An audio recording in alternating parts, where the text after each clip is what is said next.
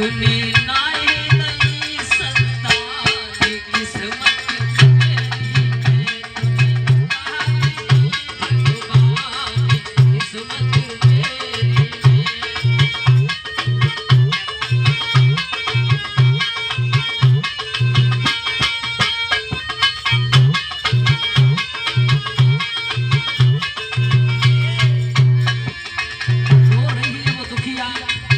हर माँ की इच्छा होती है कि उसकी गोद में पुत्र हो। करने की भैया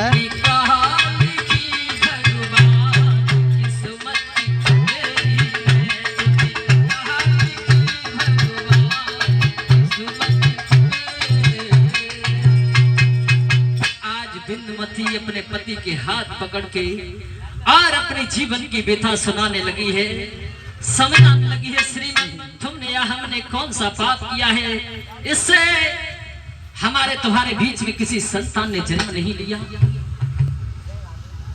महाराज समझाने लगे हैं, कहने लगे कि तुम्हें नहीं मालूम है, काहे इतनी पागल हो गई हो, ये तो भगवान की इच्छा है, सुख दे करके दुख देना और दुख दे करके सुख देना, ये तो भगवान की इच्छा है, रानी रोको नहीं।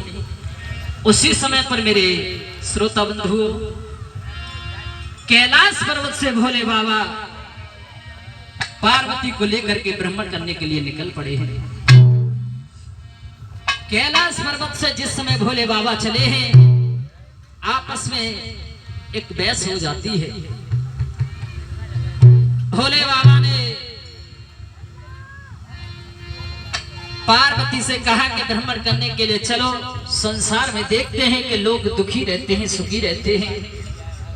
मेरे भैया, तो पार्वती ने बहुत सुंदर प्रश्न कर लिया।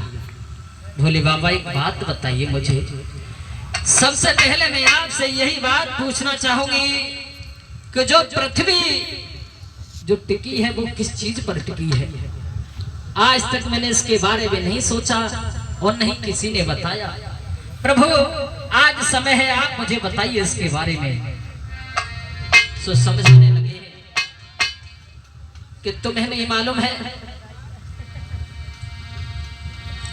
ये पृथ्वी धर्म के खंभ पर टिकी है।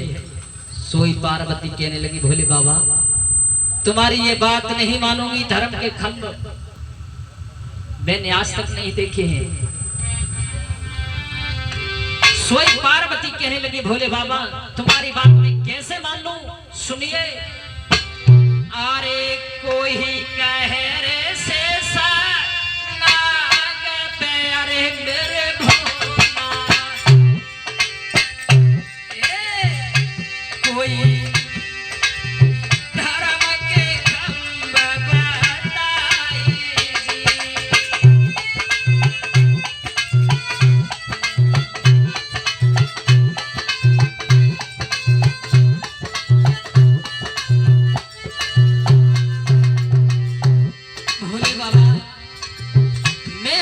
सुनती चली आई हूं, अरे कोई कहे रे से अरे मेरे भोला, कोई